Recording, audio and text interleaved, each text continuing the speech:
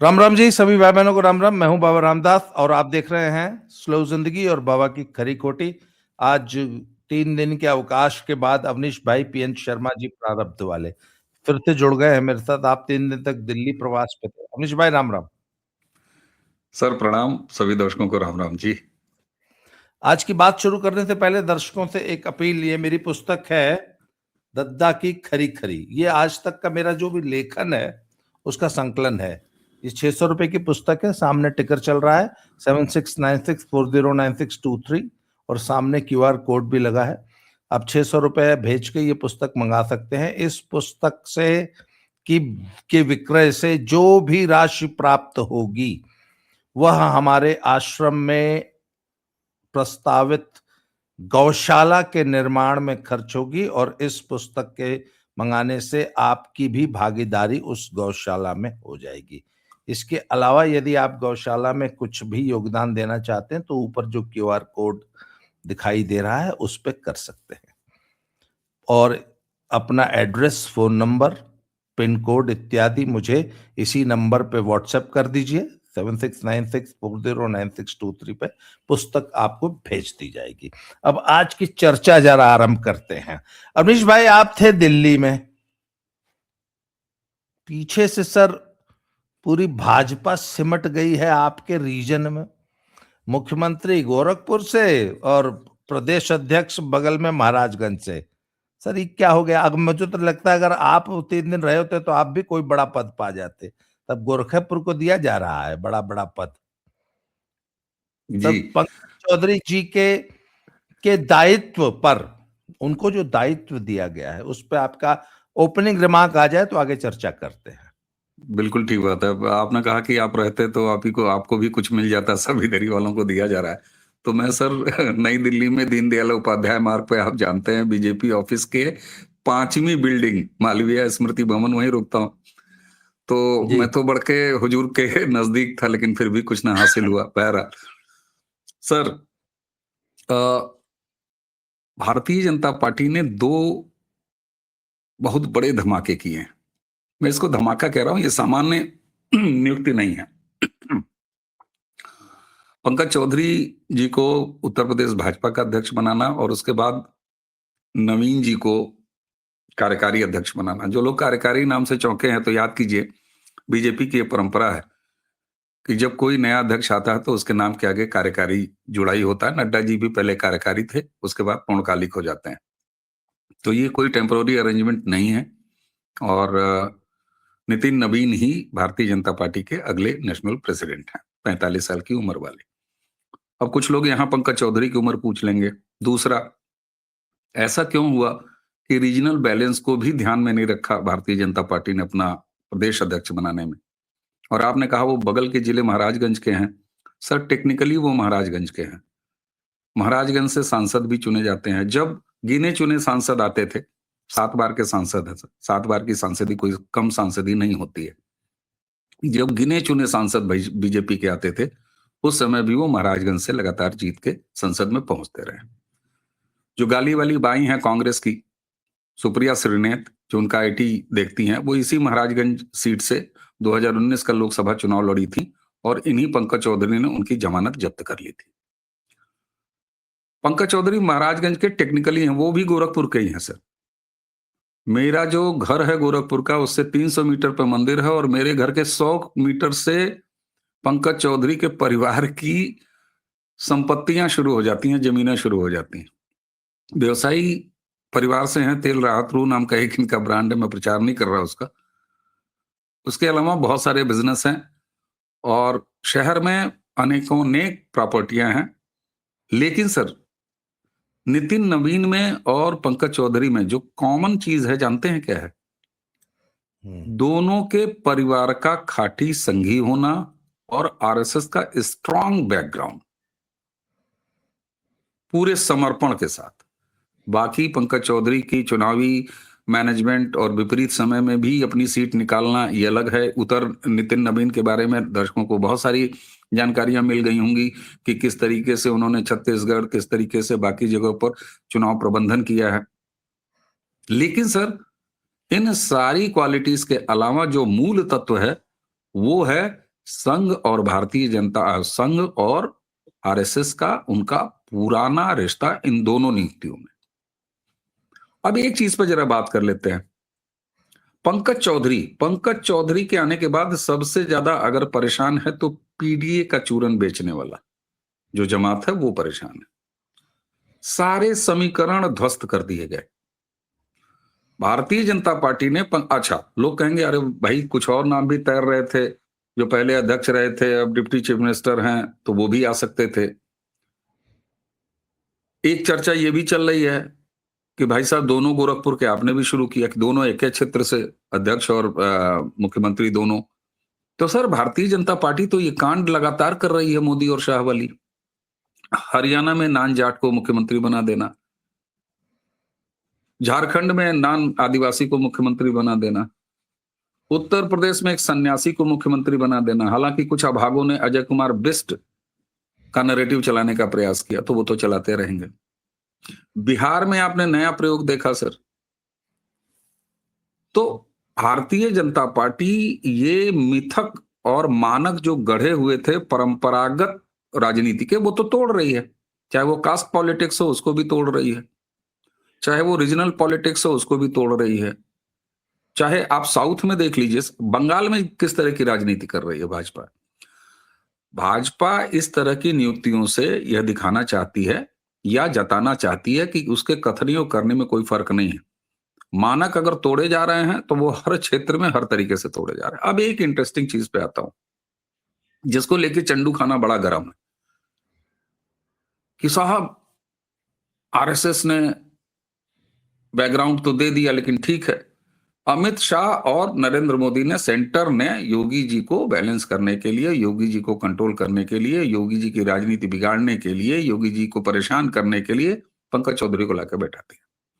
Sir हालांकि पंकज चौधरी जी ने मुख्यमंत्री जी का चरण स्पर्श करके वो तमाम संकेत दे दिए, लेकिन मैंने ये सार्वजनिक रूप से उनके पैर छूने से पहले ही कल सुबह के अपने वीडियो प्रारंभ पर मैंने एक वीडियो किया था दिल्ली से, और मैंने एक चीज कहा था कि साहब जो लोग भी इस तरह की बात कर रहे हैं उनको ये समझना चाहिए कि वह परिवार, पंकज चौधरी, अंजू चौधरी, इन तमाम लोगों का जो परिवार रहा है वह परिवार मंदिर का अनन्य भक्त रहा है, और आज से नहीं।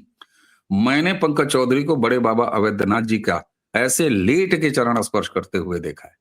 वह पीठ, उसमें उम्र में तो बड़े हैं पंकज चौधरी योगी जी से। तो सर ये जो एक दूसरे से क्लैश कराने की राजनीति है, दरअसल ये कहीं कुछ है ही नहीं। ये सब मिले हुए हैं, मैं आज ईमानदारी से आपको कह रहा हूं, ये सब मिले हुए हैं, और इनका लक्ष्य, चाहे वो योगी हो, चाहे मोदी हो, चाहे शाह हो, ये अलग बात है कि हम लोगों को इस तरह की कॉन्स्पिरेसी थ्योरी बतियाने का आनंद आता है। मैं इससे बचने का प्रयास करता हूं। इससे पहले भी बहुत बार मुझसे सब बातचीत हुई तो ये पूछा गया कि नहीं साहब बताइए, योगी जी से ऐसे चल रहा है, वैसे चल रहा है। इसी भाजपा अध्यक्ष के बारे में दुनिया भर की बातें हो रही थी। ये बृहद लक्ष्य, और उस बृहद लक्ष्य में जिनमें इन्हें सत्ता की निरंतरता को इंश्योर करना है, और उसके लिए pan India strategy, mission south आप देख लीजिए सर। केरल में ईसाइयों के साथ भारतीय जनता पार्टी काम कर रही है, और उसका ग्राउंड तैयार किया है आरएसएस ने पिछले 25 से 30 सालों में। कारण क्या?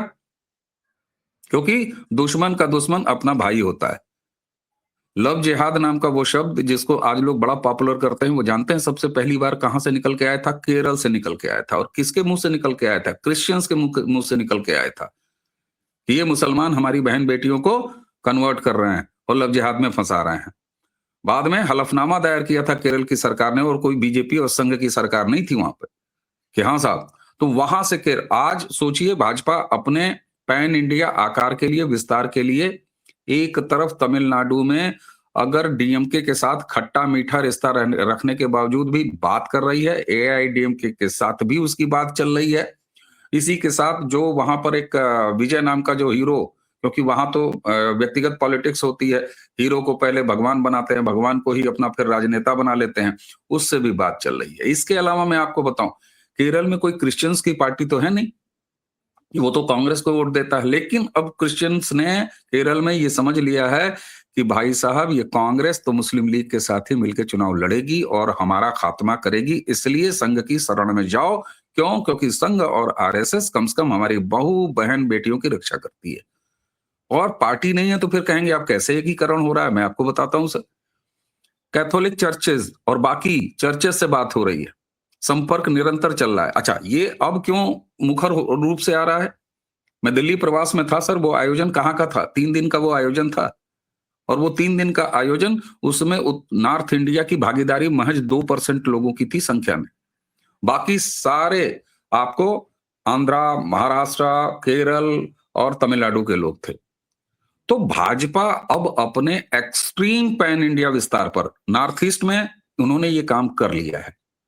केरल में आपको, मैं अभी यूपी आ जाऊंगा, आप ये ना सोचे कि मैं इधर उधर जा रहा हूं, लेकिन एक बड़ा संदर्भ बताना बड़ा आवश्यक है, तब ये फैसले आपको बहुत सामान्य लगने लगेंगे।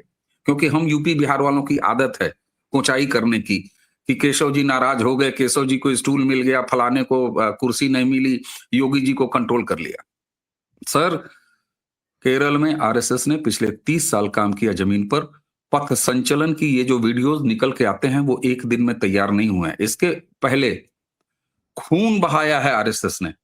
मैं खून की बात कर रहा हूं।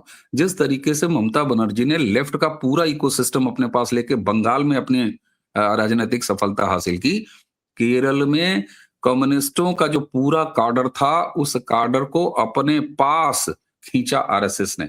और एक दौर था केरल में, आज के 6-7 साल बाद, दर्शक जरा गूगल कर लें, साल 2008, 9, 10, 12, 13 इस तरह के सालों का खूनी क्रांति चली है, जब आरएसएस का काडर और कम्युनिस्टों का काडर, कितनी हत्याएं हुई हैं, कितना खून खरेजी हुई है, गैंगवार मैं उसको कह देता हूं। तो वहां से निकाल के, और जब आरएसएस एक बार जमीन तैयार कर देती है, तो आज केरल में बूथ स्तर तक पन्ना प्रमुख हैं भाजपा के।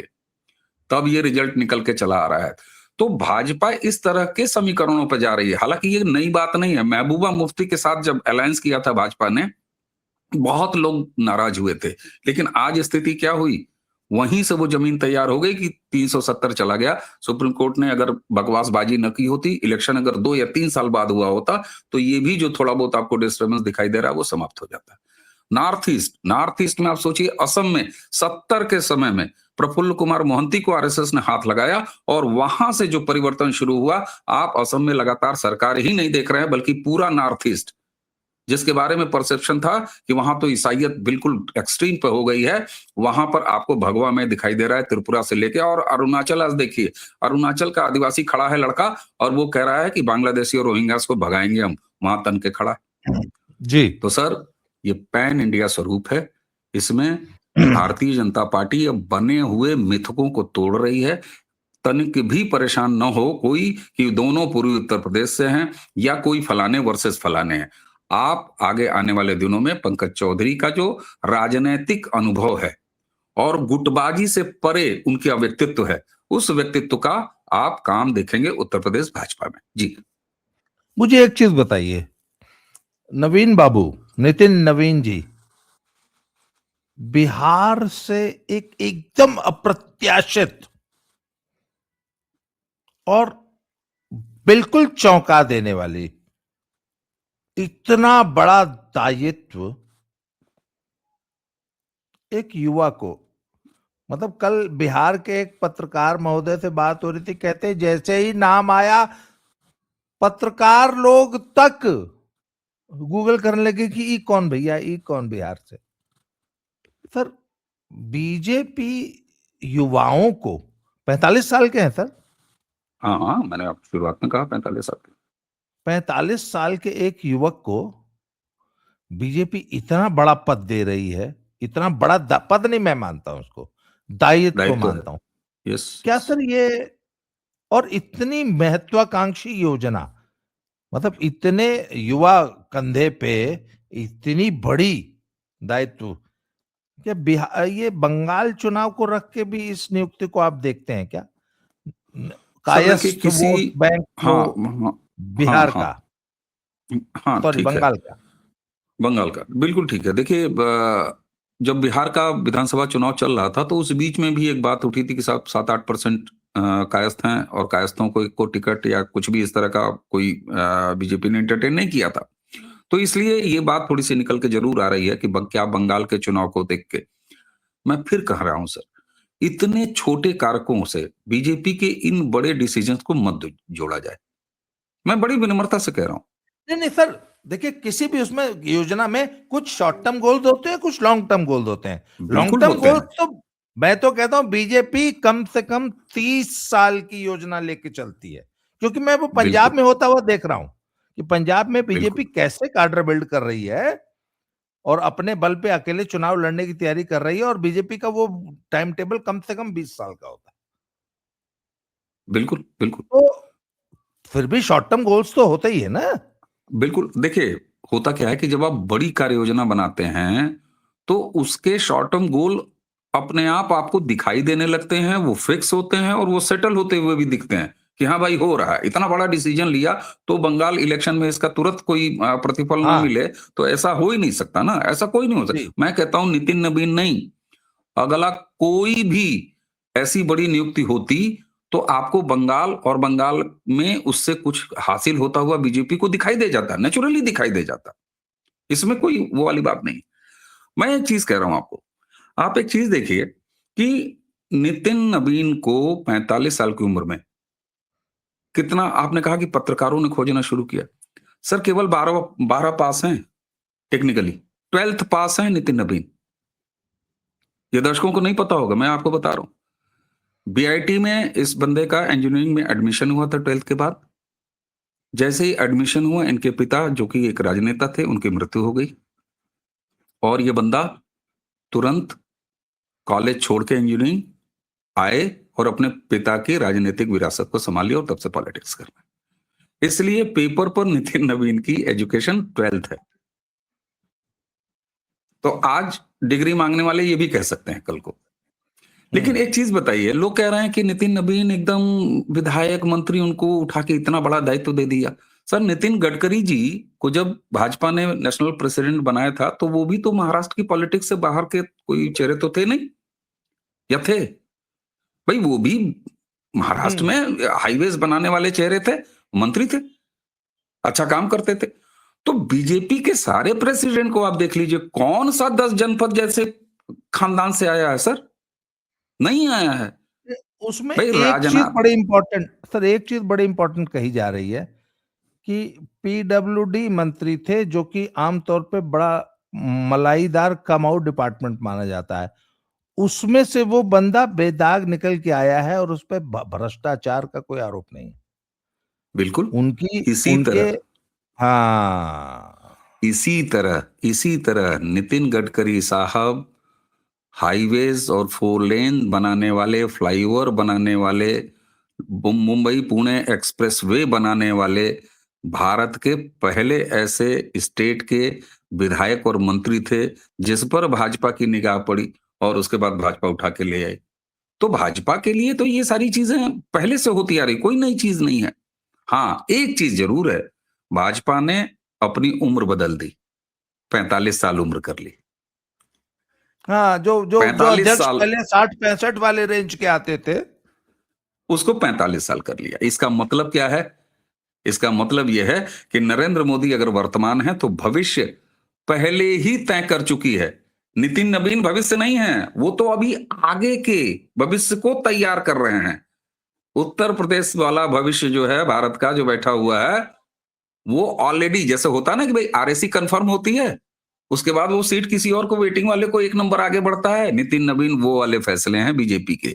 अगले 50 साल भारत में भारतीय जनता पार्टी किस तरह की राजनीति करने जा रही है, उसके चेहरे हैं। और किस तरीके से वो ईसाइयों के साथ, क्रिश्चियंस के साथ केरल में अपने आप को जोड़ रही है, किस तरीके से साउथ में जो द्रविड़ और वर्सेस नॉन द्रविड़ पॉलिटिक्स है, जो भाषा हिंदी वर्सेस साउथ इंडियन भाषा है, जिसको कि आग भड़काते हैं राहुल गांधी कि उधर वाले अच्छे होते हैं, इधर वाले बुरे होते हैं।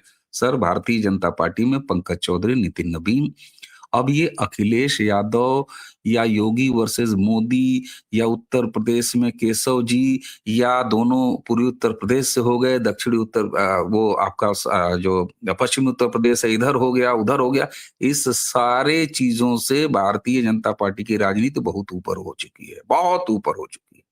वो पैन इंडिया सोच रहे हैं। इसलिए आप बहुत जल्दी उत्तर प्रदेश में पंकज चौधरी के अनुभव को देखेंगे, उनके संगठन के अनुभव को देखेंगे, उनके प्रशासनिक अनुभव को देखेंगे। पार्टी में आप देखेगा एक नए तरीके का आपको सामंजस्य दिखाई देगा।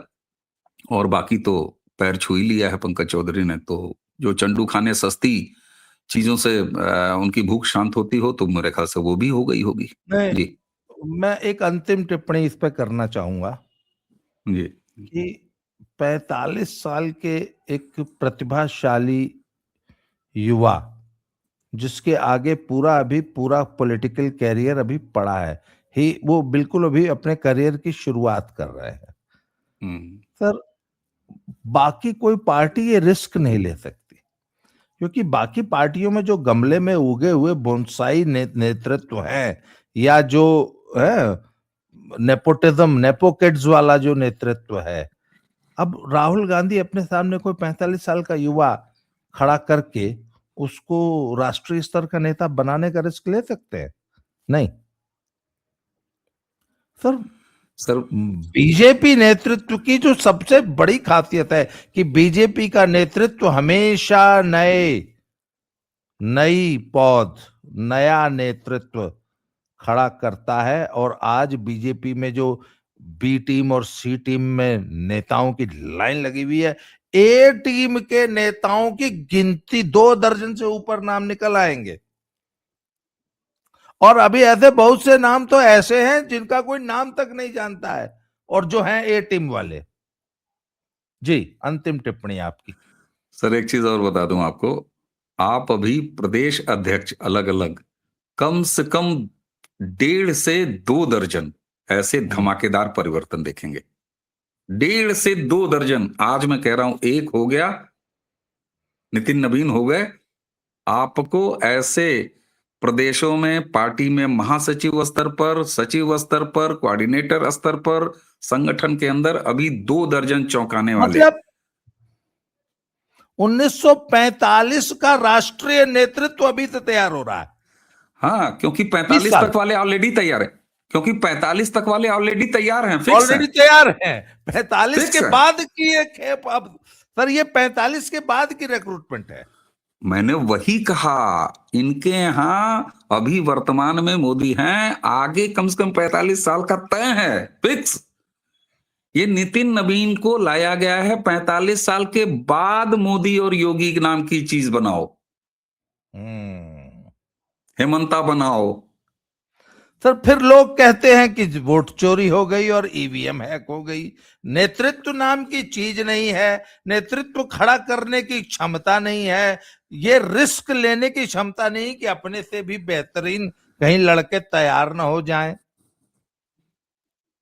अस्तबल में, गधों के अस्तबल में कहीं कोई घोड़ा ना आ जाए। और एक चीज बताया सर, आपने नेपोटिज्म बोला, सर बीजेपी गजब का नेपोटिज्म करती है, प्रतिभा का, टैलेंट का नेपोटिज्म, गजब का नेपोटिज्म है सर। मोदी ने कभी सोचा होगा कि प्रधानमंत्री बन जाएंगे? नितिन नवीन सोचे होंगे कि नेशनल प्रेसिडेंट बन जाएंगे? पंकज चौधरी साहब मंत्री बन के मस्त थे, उनको कसरत वसरत करनी पड़ेगी, कसम से बताएं, अनुभव बहुत है, कौशल बहुत है, लेकिन वो भी तैयार नहीं रहे होंगे घोषणा होने से पहले कि अरे बाप रे, हमको पन्ना प्रमुख और फलाने और ढिकाने करना पड़ेगा। तो अमरीश भाई, चर्चा को समाप्त करते हैं सर, दोबारा किसी नए टॉपिक पे फिर बात होगी। तब तक के लिए जय श्री राम, हर हर महादेव, वंदे मातरम, प्रणाम, जय जय श्री राम।